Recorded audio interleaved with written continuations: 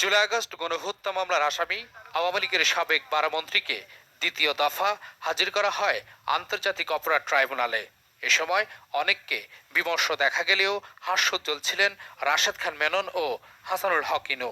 বিমর্ষ ছিলেন সাবেক আইসিটি প্রতিমন্ত্রী জোনায়েদ আহমেদ পলক। ভালো আছেন আপনি?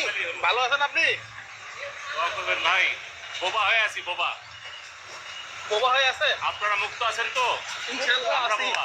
মঙ্গলবার বেলা 11টার দিকে গাজীপুর, কেরানীগঞ্জ ও নারায়ণগঞ্জ কারাগার থেকে হাজির করা হয় পতিত আওয়ামী লীগের সাবেক 12 মন্ত্রী, 2 উপদেষ্টা, 1 সচিব ও 1 বিচারপতি সহ 16 জনকে।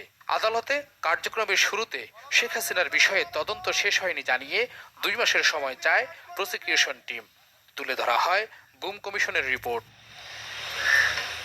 চিফ প্রসিকিউটর তাজুল ইসলাম বলেন, আওয়ামী লীগ সরকার আমলে হওয়া সব গুম হত্যার মাস্টারমাইন্ড ছিলেন শেখ হাসিনা।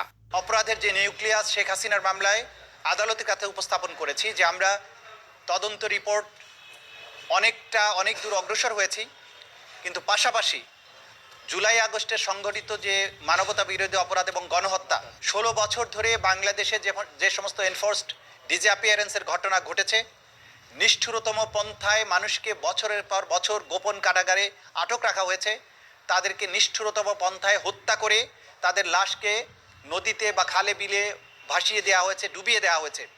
এই অপরাধগুলোর সাথে তদানীন্তন প্রধানমন্ত্রী এবং অপরাধের নিউক্লিয়াস শেখ হাসিনা সরাসরি সম্পৃক্ত ছিলেন মর্মে সেই কমিশন তাদের মতামত ব্যক্ত করেছেন।